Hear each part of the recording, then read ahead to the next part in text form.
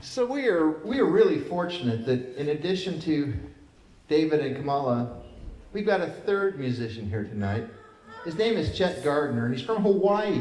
He flew in from Hawaii to be here.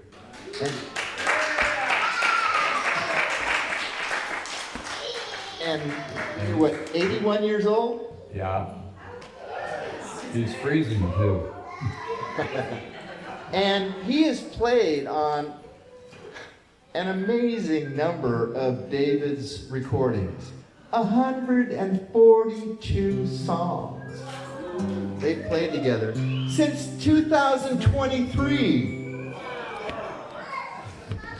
So Chet's going to do a couple of tunes by himself, and then we'll hear Ministry of Culture with all three of them. So please welcome Chet Gardiner. I have a good excuse ever since my girlfriend dumped me when I built us a place in Hawaii. I've had a lot of free time, so. I toured for a while with Dave Lippman, and I learned this song from Dave back in GHW Bush days, and so I brought it up to date. This is the ballad of Donald J. Trump. And all the great things that he's done. Thank you.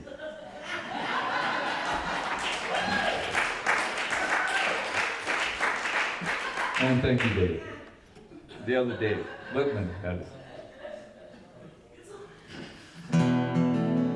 Yeah, I lived in San Francisco for 42 years and froze, and then I moved to Tucson and made my meteoric decline in the folk business in Tucson. Went from main stage at the Tucson Folk Festival to not even getting booked in just 4 short years. And I think this is the song that did it. Now, this is the dreaded sing-along, and I'm serious about this. I'm supposed to warm you people up so that you'll sing along with David. My job. Give me that old time. That old time, give me that old time. It's good for me. That was your part, by the way. Yeah, you can clap along too. Let's do it that. Hold on. Let's practice it one more time. Give me that old time. Give me that old time. Give me that old time. Good enough for me. We will praise you every day, even though she's rather lazy and sanctuary lady. That's good enough for me. Give me that old time. Give me that old time. Give me that old time. It's good enough for me. Let me fall into the groove. As God never know what to do, and guns and brass to shoot up that good enough for me. Give me that old time. That old time. That's good enough for me. This might be the verse that got me singing. Well, the Christians all home, 'cause they say their God is gone. Our God came 3 times to see them, and that's enough for me. Give me that old time. Give me that old time. Give me that old time. It's good enough for me. There's a Pete Seeger verse. We will worship like good, and bring strange tremendous good, and what make it through is that's good enough for me. Give me that old time. Time. Give me that old time. It's good enough for me. The kid wants a religion. Reminds me when I used to take my daughter to the book club when she was 3.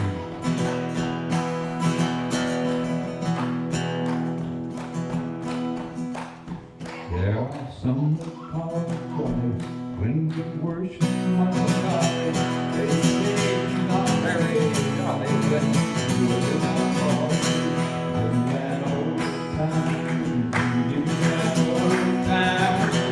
In that old time.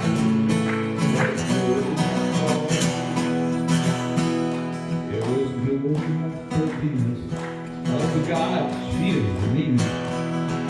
Hit me on my elbow, doing that ball game. That old time, give me that old time, that old time. It's good enough for me. Give me that old time, that old time, give me that old time.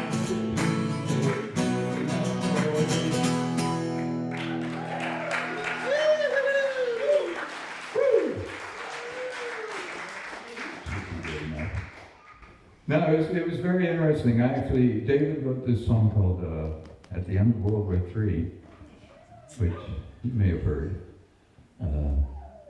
And I loved it so much that I recorded two versions of it, one with just me and a guitar, and then the other where I put a whole band and World War III on it. And I sent them to David. And then about a month or two later, I got an email from David. And I've been a fan since the 90s of David, so I've been watching. I got the email back, and he wrote this song, Baby Jesus Sang in the Rubble, and he wanted me to do the treatment to it. And that's how we did 142 songs. He would send me a guitar vocal or bouzouki vocal or whatever, mandola, and then I added all the rest of the instruments and mixed and mastered it. And then 3 days ago, YouTube made it all disappear. Yeah, boo-boo.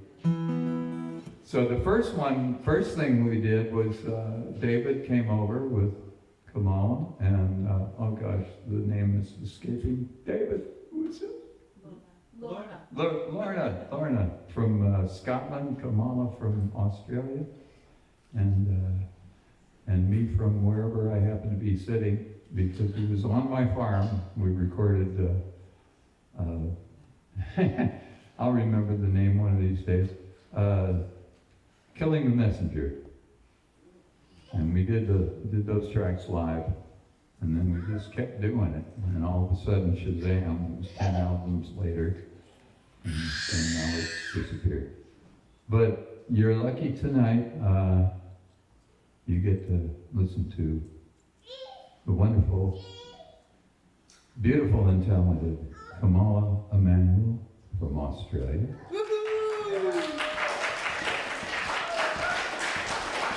And she brought a friend along to accompany her, David Rovics.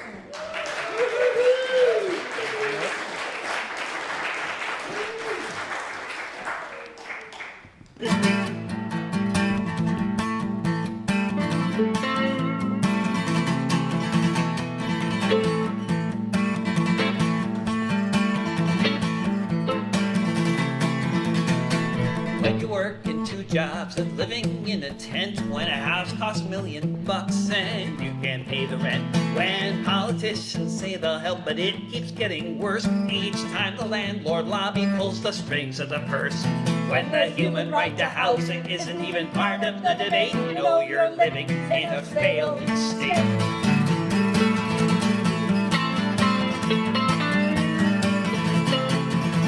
When millions of citizens are spending half their lives locked up in a prison for trying to survive.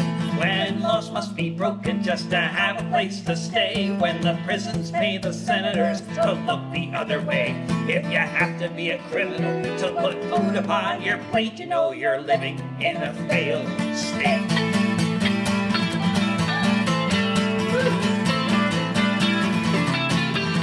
When you're facing climate breakdown, when the trees are all on fire, when half the country's underwater, when a climate change denier runs the nation, And the opposition party votes for oil rigs and pipelines. It's not so much a country as it is a corporation. Buckling under its weight, you know you're living in a failed state.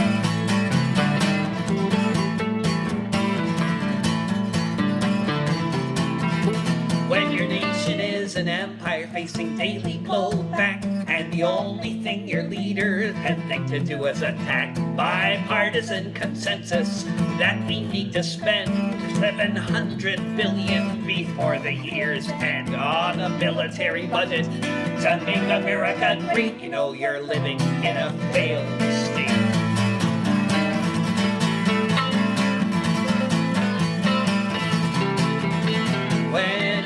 Every day some psycho with a gun has to open fire on a crowd before it's done.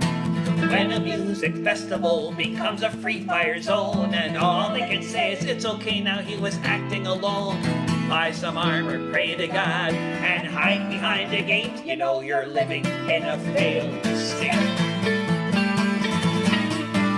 You know you're living in a failed state. You know you're living in a failed state.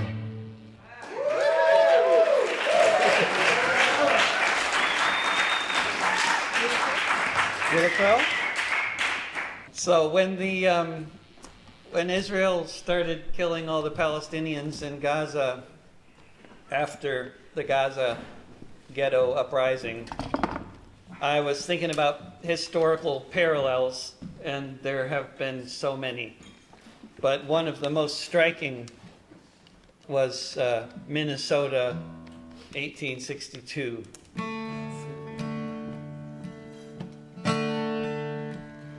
He heard that they were on their way when the settlers came. Little Crow knew that nothing now would ever be the same. The treaties he agreed to, signed under duress, he watched as the land of the Indians was less and less and less.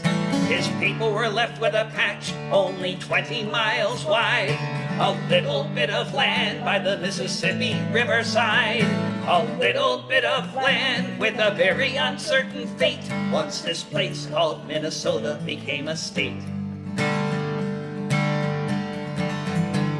Little Crow went all the way to Washington, D.C., where he appealed his people's case to the highest authority. Then they took away half the land, allotted for his kin, and then even that little patch saw more settlers moving in. Little Crow watched them hunting and logging all the trees. He watched his people growing hungry. He watched the children freeze when their meager crops failed. He went in search of aid from the agents who had grown rich from the money that they made. What should have fed the people lined their pockets instead. Lincoln sent an investigator, and that's just what he said. The standard was corruption, treaties made to be broken, along with comforting words duplicitously spoken. Little Crow told his people, words bitter on his tongue. The agent had said his people could eat grass in their own dung. Peaceful coexistence could clearly last no more. He gathered up an army and set out to go to war.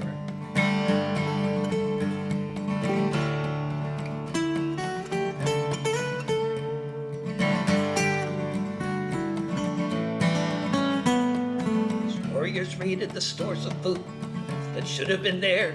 They took guns and ammunition, put soldiers in their crosshairs. They won one battle after another, drove all the settlers out until divisions heading south were given a new route. Little Crow's uprising was finally suppressed, and the Indians of Minnesota were sent far off to the west, where they're part of the uprising. To the authorities it didn't matter, and they died of famine and disease. Little Crow was killed picking berries with his son, shot down by a settler out hunting with his shotgun. For handing in his scalp, the hunter made a dandy sum, and his bones were displayed in a museum. Little Crow was a leader, and it seems to me he made decisions when every option was impossibility. He had the choice to starve and die on what was left of the land, but he decided it was time to make a stand. Heard that they were on their way, and when the settlers came, Little Crow knew that nothing now would ever be the same.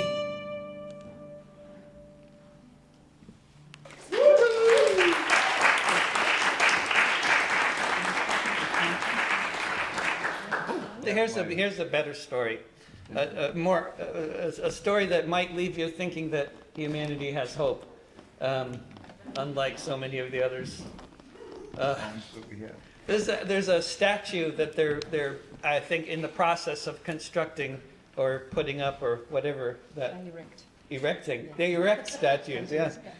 They're in the process of erecting in Toronto, and the timing is kind of wonderfully suspicious. It's a statue of a Canadian citizen named Joshua Glover, and this is a story about how Joshua became a Canadian. Gather round me, friends, I'll tell you a tale about the day one young man was taken off to jail and shipped north up Lake Michigan for a trial to see if he should be sent back to live in slavery. Life of bondage was what Joshua had seen, but then he left Missouri and drove to Racine, where he worked in a sawmill by the lake shore in Wisconsin in 1854. When the word got round, outrage spread. The idea of sending people back to the bondage they had fled was one that could not be allowed to stand, although it was the law of the land. Passed by the Congress 4 years prior, guaranteed to start a prairie fire, which was what would be in store in Wisconsin in 1854. Thousands went to Haymarket Square, the most people who had ever gathered there. In Racine, where they decided they'd go see how the trial would go up in Milwaukee. And when they got there and looked around, saw the thousands more people on the ground who had come on horseback, ready for war in Wisconsin in 1854. Jail turned out to be no match at all for all of the people who had answered the call. They laid siege to the place till they'd gotten their man. Then together the thousands they ran away from the cops and then onward forth. The Underground Railroad brought him north, so Joshua Glover would be a slave never more in Wisconsin in 1854. No more attempts would ever be made since that Milwaukee prison raid to enforce this federal law after the rising that everyone saw. It was dead in the water, and that's a fact. The Fugitive Slave Act. When all the people said what they stood for in Wisconsin in 1854. Gather round me, friends, I'll tell you a tale about the day one young man was taken off to jail and shipped north up Lake Michigan for a trial to see if he should be sent back to live in slavery.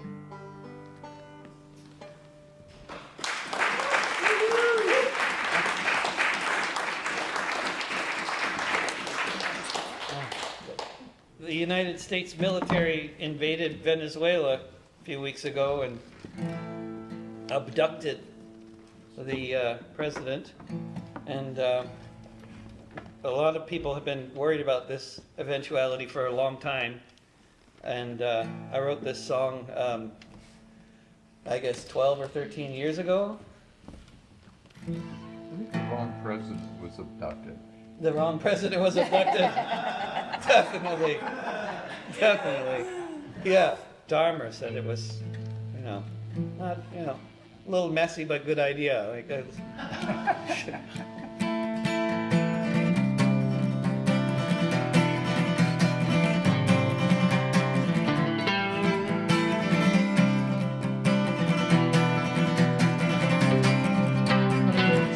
was elected, and like every time he ran, when his socialists took power, that's when the changes began. The opposition started attacking every forward move, but reforms went ahead, the people's welfare improved. A land of such riches that had always gone to so few was reaching places ignored since 1492 in Venezuela.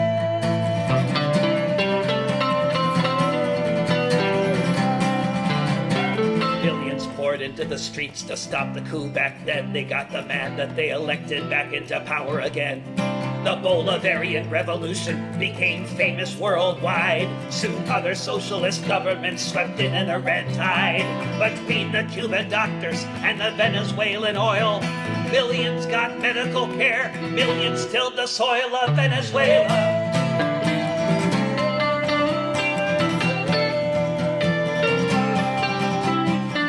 Began the sanctions, Obama imposed more, a slow-burning, destabilizing economic war. Following the formula of the Chicago Boys team, used in many places to make economies scream. Oil prices plummeted, foreign holdings locked, invasions being planned, negotiations blocked in Venezuela.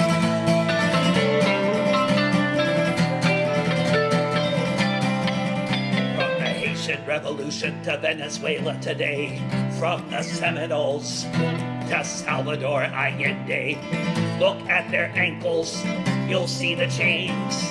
Imperial vampires, open veins. Those who stand up to the business elite, who cannot stand to see the workers in the driver's seat in Venezuela.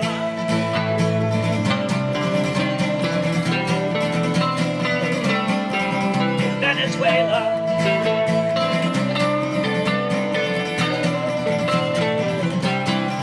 In Venezuela.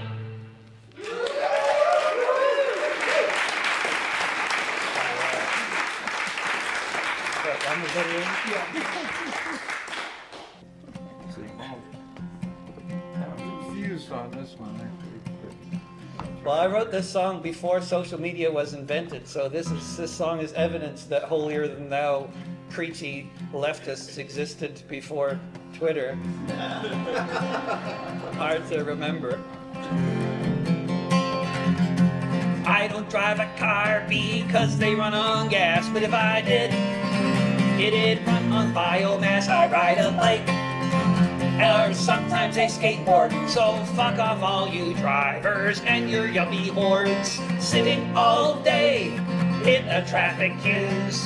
I'm a better anarchist than you. I don't eat meat, I just live on moldy chives or the donuts that I found in last week's dumpster dives. Well, you people in that restaurant, I think you are so sad when you could have been eating bagels like the ones that I just had. I think it is a shame all the bourgeois things you do.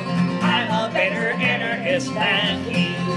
I don't wear leather, and I like my clothes in black, and I made a really cool hammock from a moldy coffee sack. I like to hop on freight trains, I think that is so cool. It's so much funner doing this than being stuck in school. I can't believe you're wearing those brand new shiny shoes. I'm a better anarchist than you.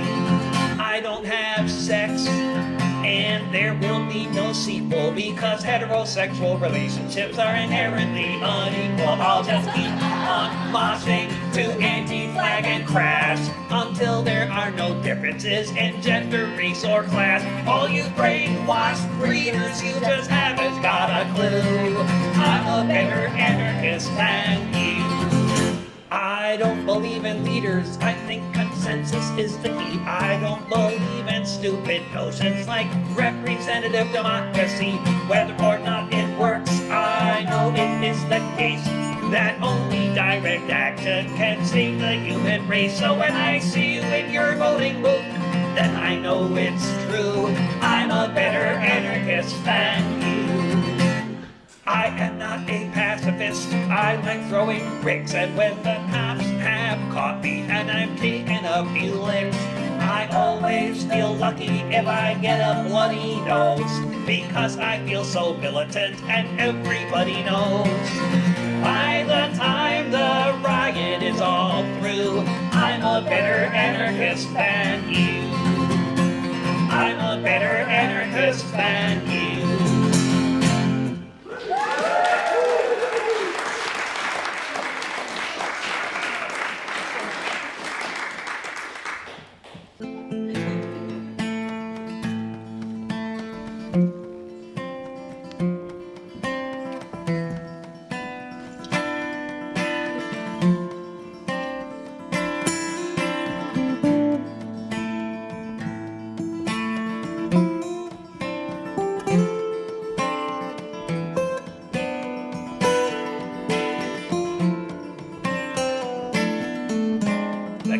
Open air, that's the one thing that distinguishes what is happening in Gaza right now compared to the time of the Third Reich and its crimes against any decency, against any sanity, against all the children, against all humanity.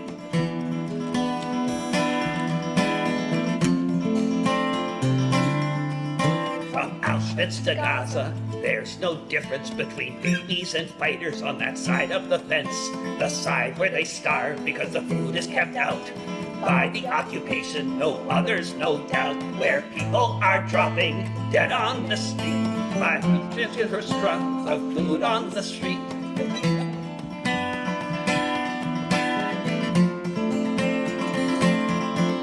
From Auschwitz to Gaza, all night and all day, all the people inside just wasting away.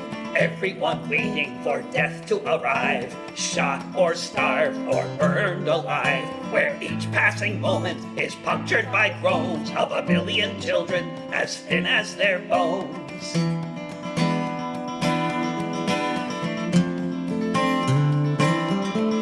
From Auschwitz to Gaza, the outside world knew, and many lamented about what they might do while their leaders looked for money to be made in the arms trade. Once again, just like this, profiting from the apocalypse.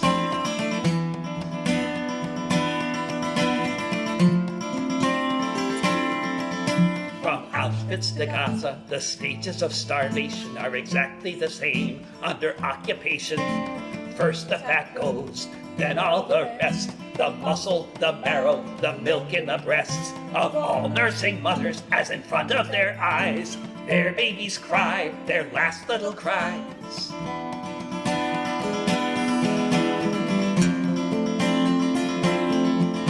From Auschwitz to Gaza, under either command, all of the killing is entirely planned. Whether they call it a camp or a zone, it's all the same skin and bone. Whether they say work makes you free or humanitarian city,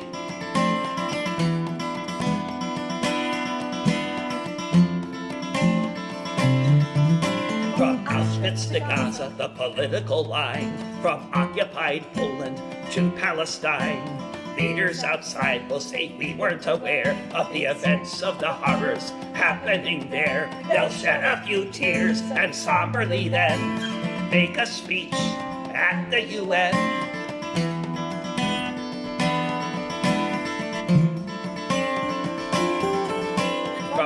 Auschwitz to Gaza, all over the place. The lies of the leaders who seek to save face, who say we would have acted if only we knew all that they claim they really would do. And no one will believe at the time when some foolish person says never again.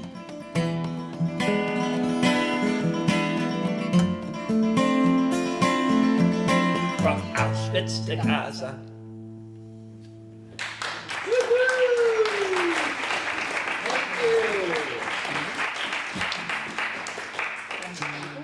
At another time that the United States was committing genocide in another part of Asia, killing millions of people in Laos, Cambodia, and Vietnam in an undeclared war that Congress did not even know about when it started, as far as Cambodia and Laos went. There was a lot of people marching around the streets in the country, a lot of people burning draft cards, a lot of great events happening to try to mobilize resistance and try to demilitarize the hearts and minds of the nation, emanating especially from places like San Francisco with the free festivals that had a tremendous impact on the whole culture throughout the continent and have been vilified and ridiculed ever since. But there were other people who just couldn't do the festivals and the marches and the draft card burning, and they just needed to do something that seemed a little more direct. And so my friend Al and his friend Clyde out in Virginia decided what they were going to do was join the Merchant Marine in order to lead a mutiny, in order to hijack a ship full of bombs so that they would not go to Vietnam to divert them. And that's exactly what they went about doing.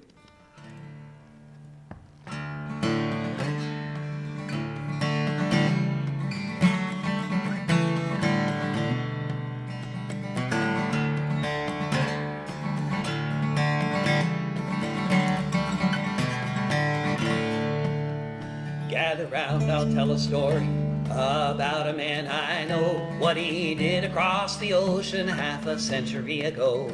Death was raining from the skies all over Vietnam. Al and Clyde decided they had to try to stop the bombs.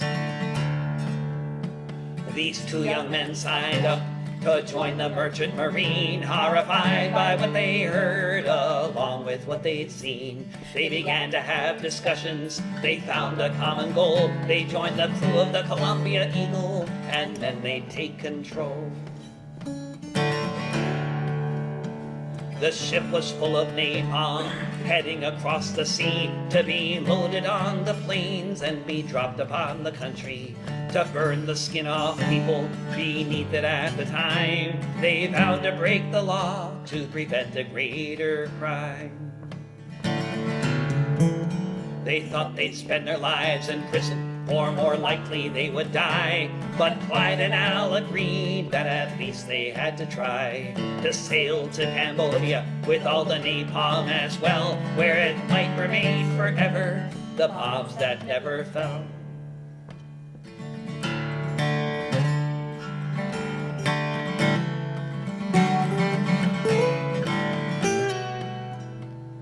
They carried out their plan, and they didn't slip. Just two guns between them, but soon they ran the ship. They brought it to neutral waters by sea in Nookville, that these bombs might never be sent to maim and kill. But that's not how it ended. The next thing that they knew, Sihanouk was overthrown. There was a military coup. Clyde McKay died in the jungle with so many of his peers. In a California prison, Al Gladkowski spent 8 years. The ship was not off course by much more than a bit.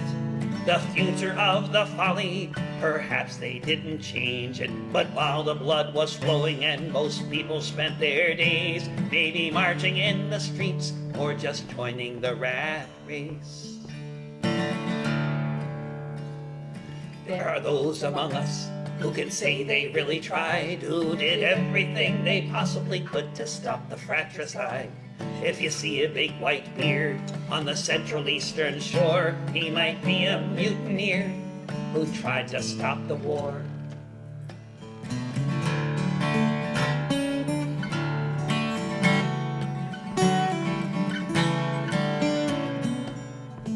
Gather round, I'll tell a story about a man I know, what he did across the ocean half a century ago.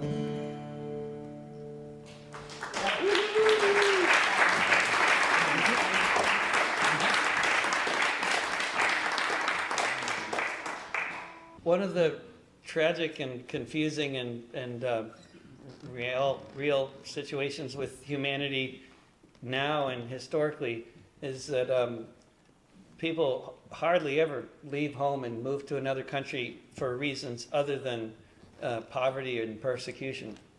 And then in so many cases, those people that are refugees coming to some other country as refugees end up becoming settlers.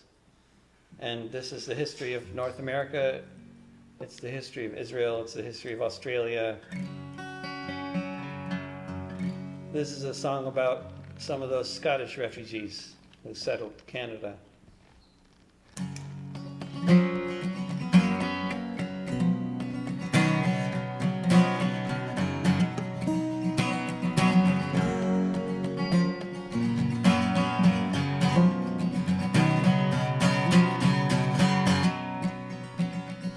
Once upon a century, people lived above this glen.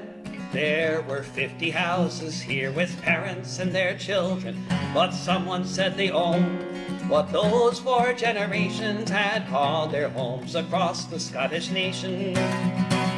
Allotments kept on shrinking while the rent would only rise. One by one the broken crofters left the open skies, the frozen shores of Nova Scotia in a far-off colony, or somewhere else across the sea. Once upon a century, from the ways of old, from something like the golden rule to the rule of gold, it's just the logic of the market.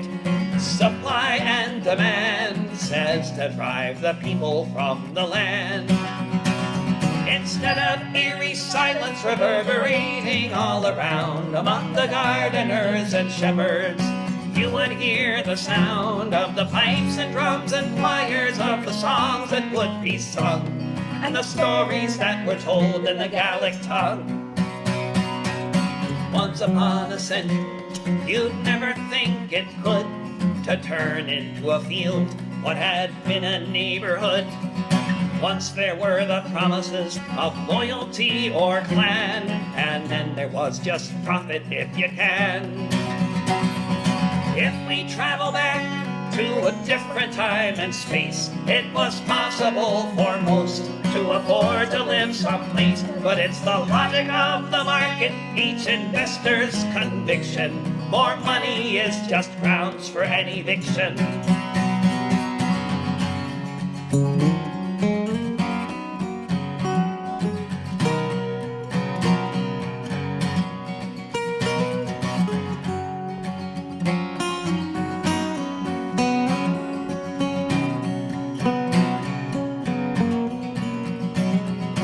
Once upon a century, they cleared the highlands for the sheep.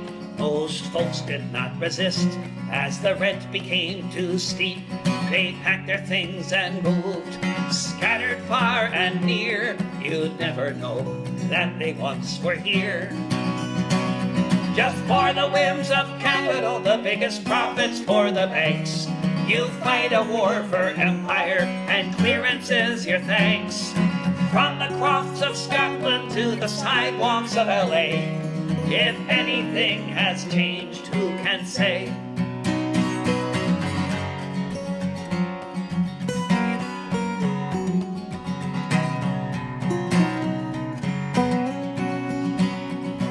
Once upon a century, people lived above this glen. There were 50 houses here with parents and their children.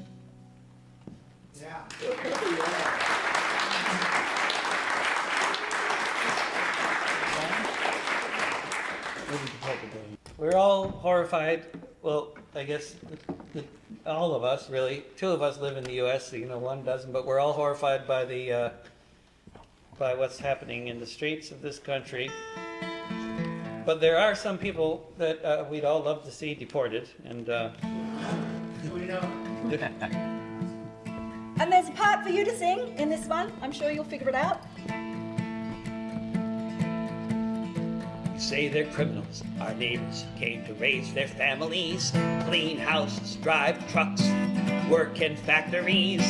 You round them up and take them off in military planes, carrying out your solemn vow back from where they came. But why is it always the poorest of the poor are the ones upon whom we're declaring war? And what if we took back what was never really theirs? Nationalize the banks and deport the billionaires.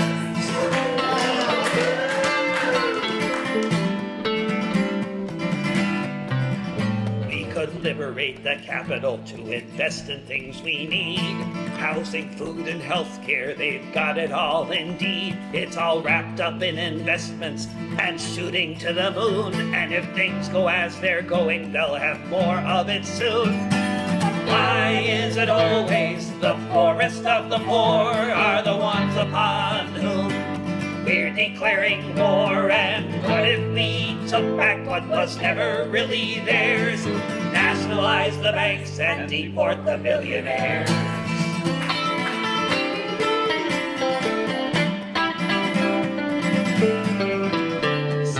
Fix the rising prices that are making us all frown. If you deport our neighbors, maybe rents go down. But I've done the math, and scientists agree. If we nationalize those billions, we can all live here rent-free. Why is it always the poorest of the poor are the ones upon whom we're declaring war? And what if we took back what was never really theirs? Nationalize the banks and deport the billionaires. Nationalize the banks and deport the billionaires. Nationalize the banks and deport the billionaires.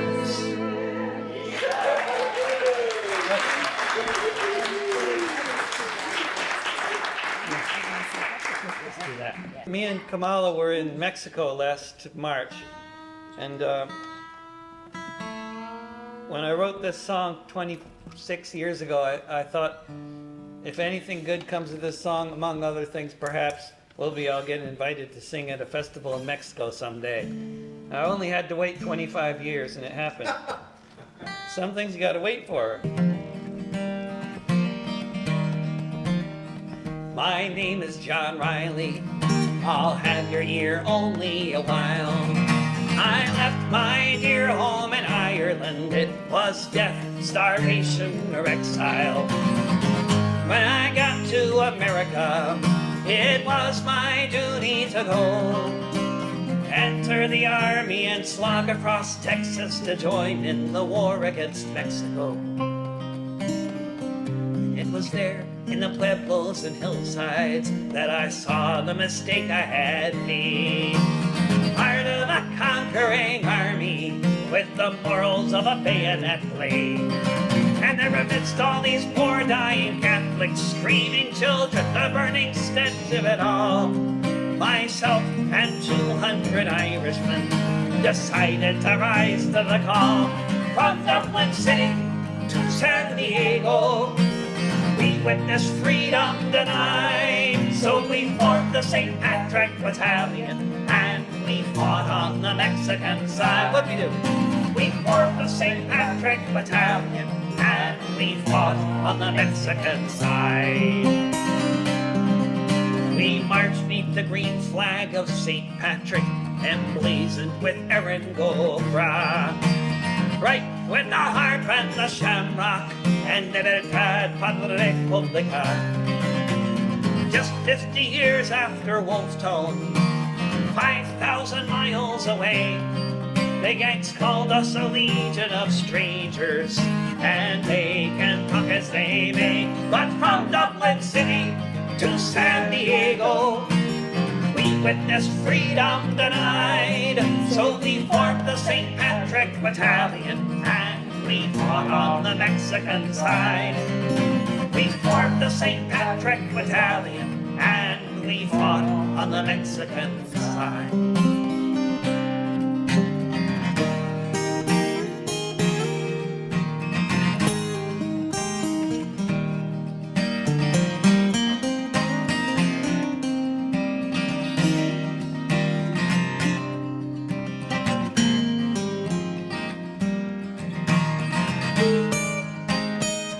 You moved it.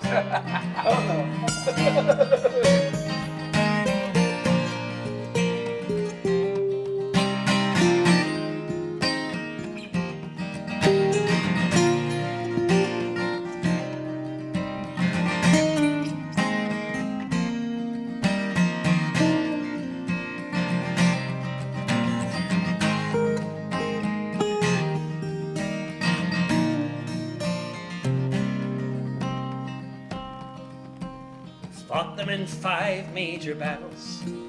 Churubusco was the last. Overwhelmed by the cannons from Boston, we fell after each mortar blast. Most of us died on that hillside in the service of the Mexican state. So far from our occupied homeland, we were heroes and victims of fate. From Dublin City to San Diego, we witnessed freedom denied. So we formed the St. Patrick Battalion, and we fought on the Mexican side. From Dublin City to San Diego, we witnessed freedom denied. So we formed the St. Patrick Battalion, and we fought on the Mexican side. We formed the St. Patrick Battalion, and we fought on the Mexican side.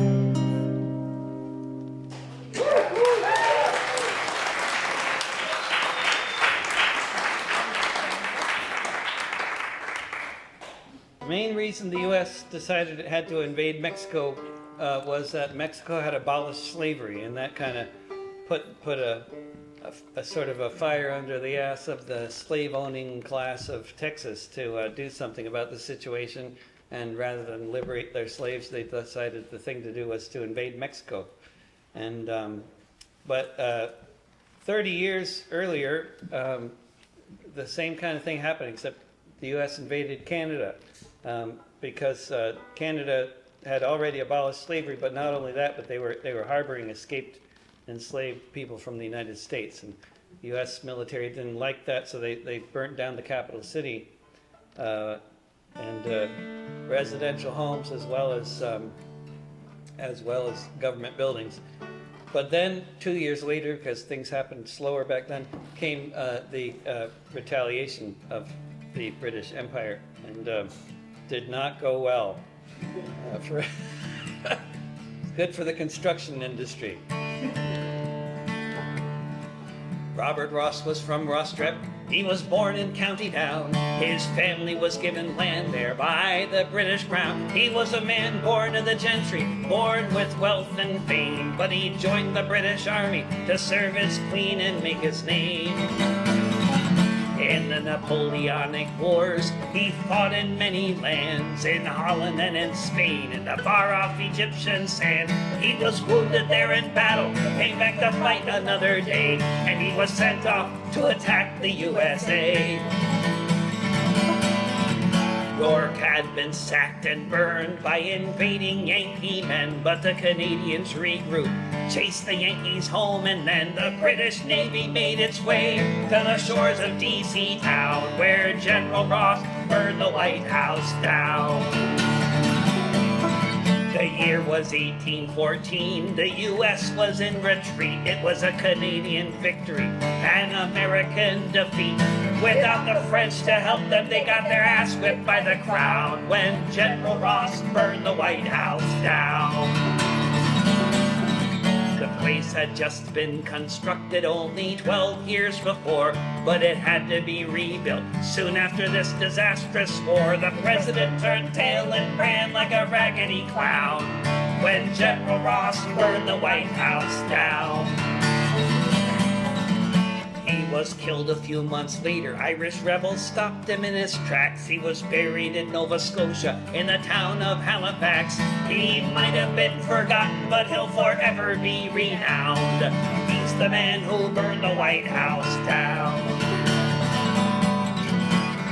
He's the man who burned the White House down.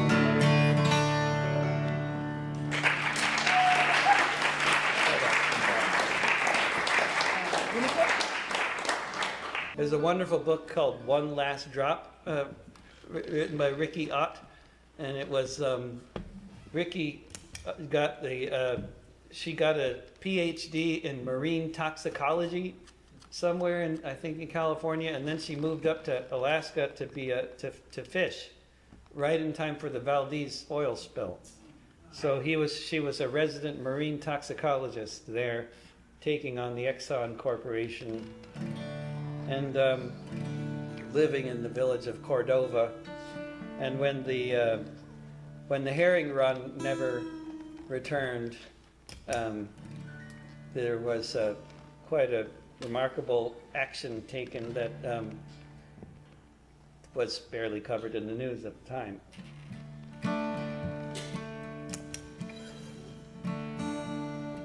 I am a fisherman, so were my parents. Here in Cordova, on Prince William Sound, I'm not a tree hugger, but I love the mountains and hauling in the gill net with the ocean all around. Life was good here. You could raise a family with 100,000 tons of herring sent out every year. 1989, the tanker grounded. Nothing's ever been the same around here.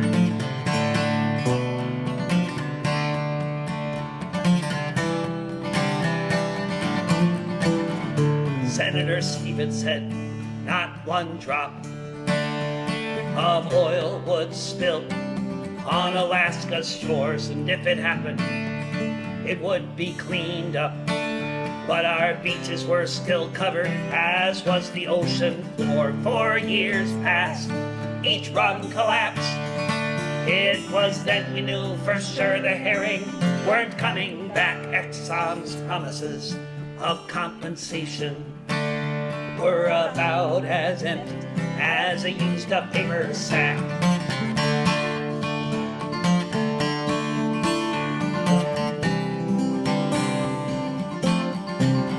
It was August 20th, 1993, when we fishermen decide something must be done. We packed some groceries, we made some banners, we headed out the Valdez Narrows. Beneath the midnight sun, 100 vessels took to the water,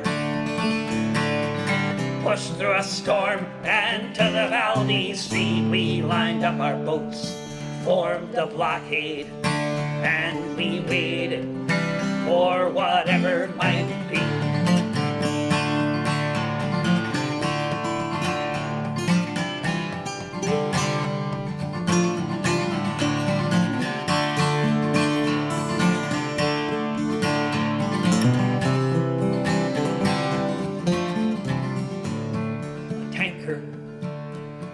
Approaching. It was a sight to see there in the twilight of the day. We saw it turning. We all cheered and cried as tanker after tanker after tanker turned away. A Coast Guard gunship from Seattle would take 3 days to get up to the Sound. We held the line till then we went back home to Cordova, to this hallowed oiled ground. I am a fisherman, so were my parents. Here in Cordova, on Prince William Sound.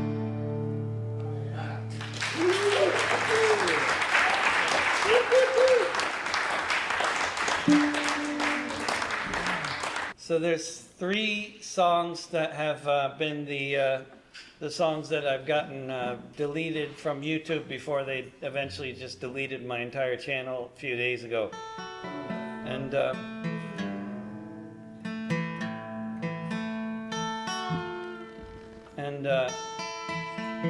this is one of the offending songs. This song, apparently I support a criminal organization with this song.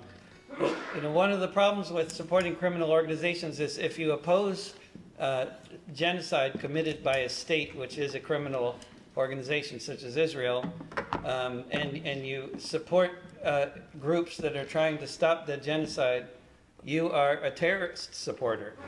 And that's just a bit of a conundrum, because I think the terrorists are the one committing genocide, not the ones fighting back against it. That's obvious. It's also obvious under international law, but not according to US or UK law, under which Israel is just fine, and Ansar Allah in Yemen is the Houthi army are the terrorists. But I obviously have disagreements with these governments as well as with YouTube, and so the answer I get for that is no more YouTube. Half the world's trade passes by here. So much of it goes through Tel Aviv. Meanwhile, in the port of Gaza, no ship can arrive and not a boat can leave. While every day hundreds are dying beneath the rain of missiles fired from the air. Millions of starving Palestinians on the run and being slaughtered everywhere. No safe place in the Gaza Strip. No armies coming to defend. While all over the planet, people are asking, when will this savage bombing end? How many more thousands of children can be killed while we stand by? How can we just live our lives while we watch the babies die? Shukran jazilan to the Houthi army, standing for the conscience of us all. When they say no business as usual, while the bombs continue to fall.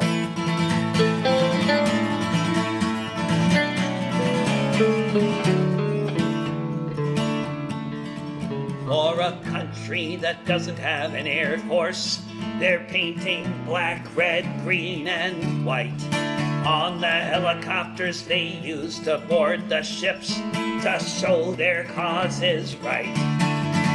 The president says this terrorism must stop right away, to which the Houthis respond, yes, that's exactly what we are trying to say. Shukran jazilan to the Houthi army, standing for the conscience of us all. When they say no business as usual, while the bombs continue to fall.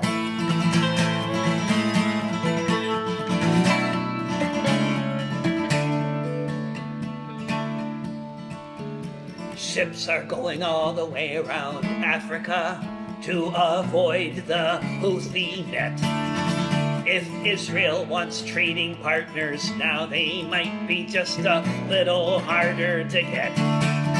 We can blockade ports all over, north, south, east, and west. But the Houthi army are the ones who are no doubt blocking the traffic the best. Shukran jazilan to the Houthi army, standing for the conscience of us all. When they say no business as usual, while the bombs continue to fall.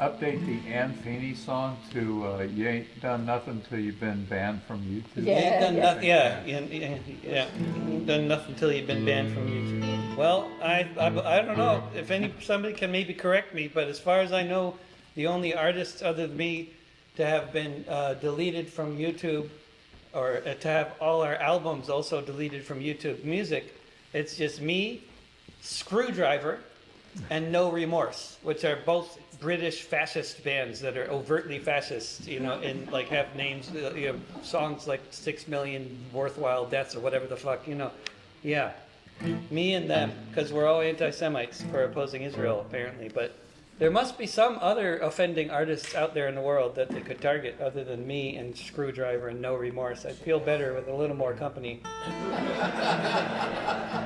I nominate Drake. I wrote this one when the campus occupation started, before they started deporting all of the organizers.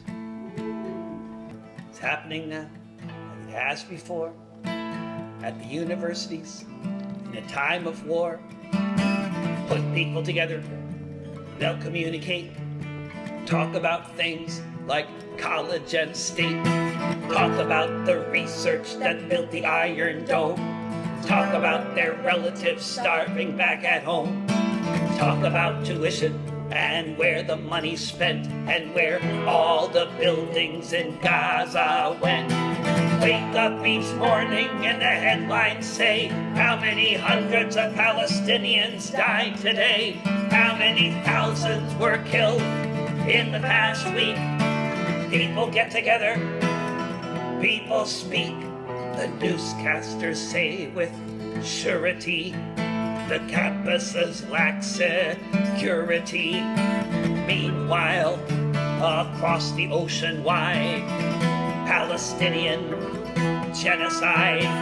People are saying they won't leave till they win, and then the police are sent in, beaten and arrested, staff and students, and try to silence this growing movement. They're punishing people for making it known that the direct connection can be easily shown.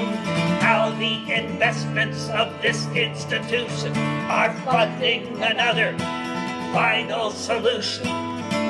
Where it goes is anyone's guess. After all, this is the U.S. Battles have been lost and won, but with bombs being dropped every day by the ton, the orphaned and vanished beneath the sky, waiting for the moment when it's their turn to die. Some people just can't look away. They have to set up a tent on the campus and say, boycott, sanction, and divest. Boycott, sanction, and divest. Boycott, sanction, and divest. Boycott, sanction, and divest. Boycott, sanction, and divest. Boycott, sanction, and divest. Boycott, sanction, and divest. Boycott, sanction, and divest.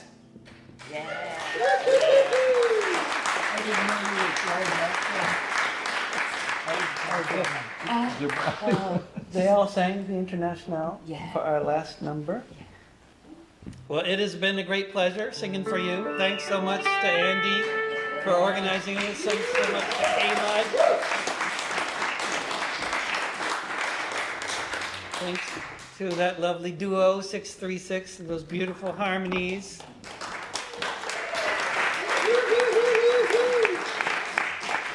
Thanks to Chet Gardiner for coming all the way from Hawaii.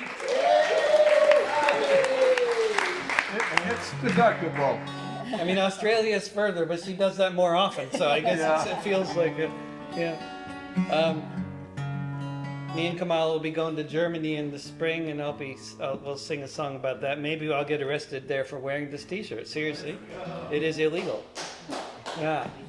But and then if we don't get arrested for our T-shirts in Germany, that we can get arrested in England for holding up a sign that says "I support Palestine action." And if that doesn't work, we can go back to Australia and get arrested there for holding a sign saying "Globalize the Intifada." Or from the river to the sea. From the river to the sea, a geographical reference.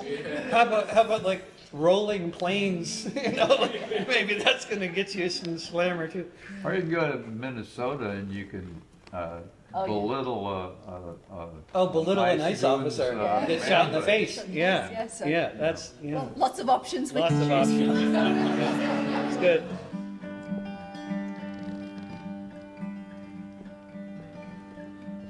Katerina Jakob, long before she took that name, was organizing workers in Hamburg just the same.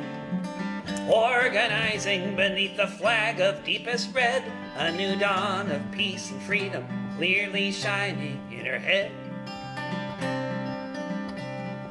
Katerina Jakob first was sent to jail when the trappings of democracy all began to fail. She was frequently arrested in and out of custody while her first husband was in hiding from the Nazis.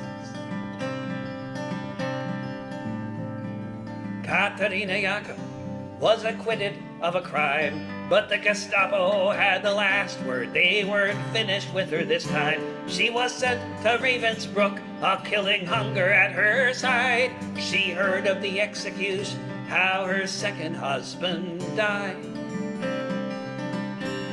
For Katerina Jakob, the end was close at hand. She was on a death march with a ragged, starving band, marching through a forest, being led by the SS. What would happen hours later seemed impossible to guess. When the sun rose the next morning, it was the 1st of May, and they all sang the Internationale. They all sang the Internationale.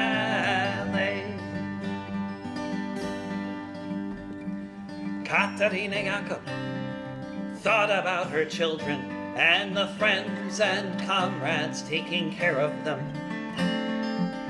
not knowing yet if any of them survived, not knowing that soon she'd see her daughters both alive. Katerina Jakob watched the German soldiers fleeing, streaming from the east, that's what she was seeing.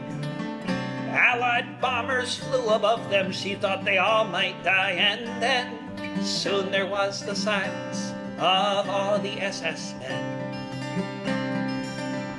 When the sun rose the next morning, it was the 1st of May, and they all sang the Internationale. They all sang the Internationale.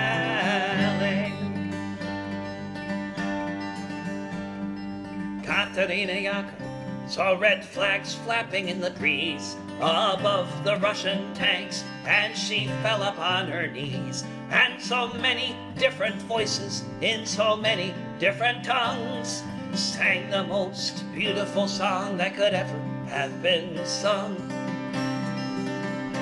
In German, Lithuanian, in Polish, and in Dutch, a myriad of melodies as never had been such. In Russian and in Yiddish, Italian and French, emerging from the forest beneath a trench. When the sun rose the next morning, it was the 1st of May, and they all sang the Internationale. When the sun rose the next morning, it was the 1st of May, and they all sang the Internationale. They all sang the Internationale. Völker, die Signale auf zum letzten Gefecht. Die Internationale erkämpft das Menschenrecht. Völker, die Signale auf zum letzten Gefecht. Die Internationale erkämpft das Menschenrecht.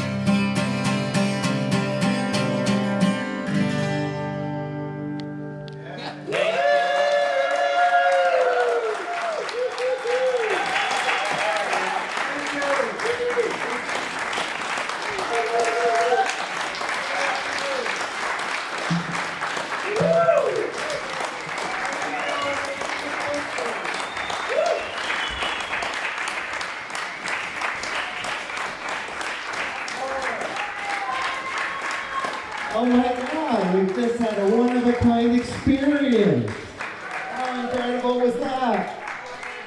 Ministry of Culture. Oh my God, they're not ready to let you guys go. Thank you. Another what?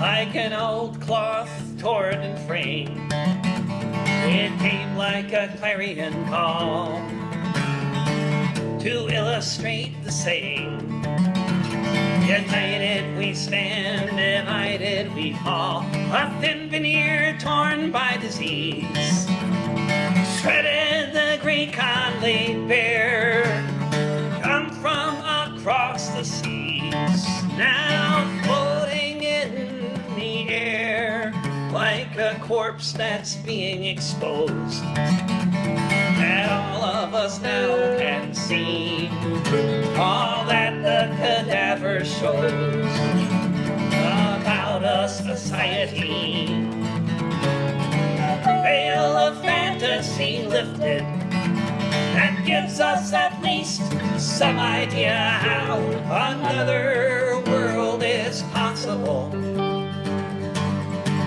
And I can hear her breathing now.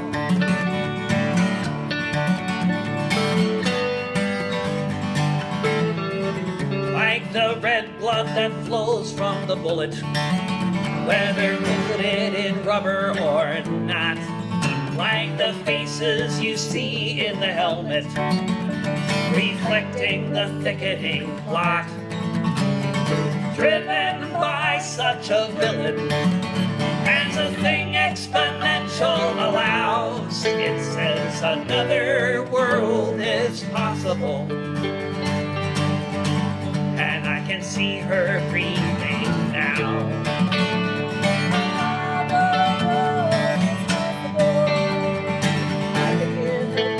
Like the pallor of so many faces on every end of the town, on the murals in so many places, boarded up and long ago shut down, making all the connections between the mule and the plow, that another world is possible. And I can hear her breathing now.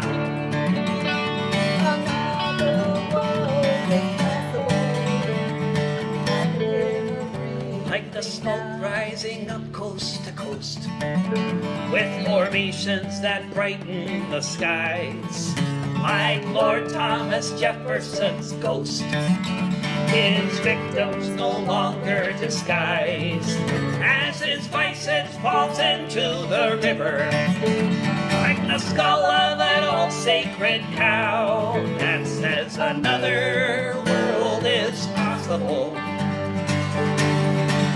And I can hear her breathing now.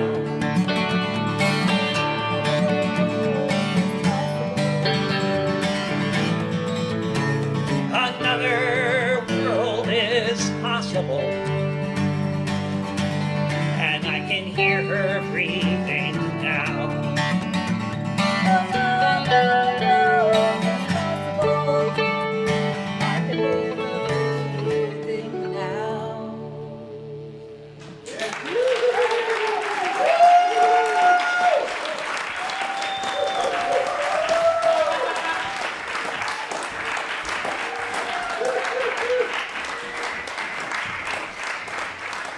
Ministry of Culture.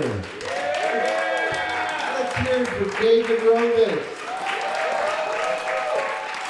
Kamala, Emanuel, Chet, Gardiner. Hey, we want to change the world, right? Well, maybe we should start by practicing and get them out for another song, huh? One more song, Ministry of Culture. Come on.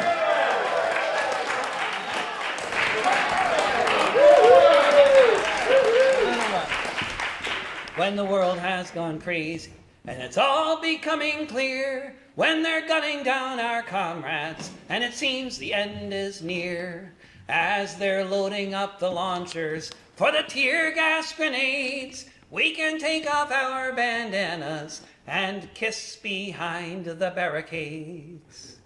When it's madness all around, and you can see this at a glance, we will sing and we will cry, we will laugh and we will dance. As they shout their marching orders beneath the helicopter blades, we shall seize the moment for a kiss behind the barricades. They will try to break our spirit, and at times they may succeed, but our love for the world is stronger than their greed. When the building is surrounded and hope begins to fade, in my final hour, a kiss behind the barricades. As the movement grows, there will be hills and bends, but at the center of the struggle are your lovers and your friends. And the more we hold each other up, the less we can be swayed. Here's to love and solidarity, and a kiss behind the barricades.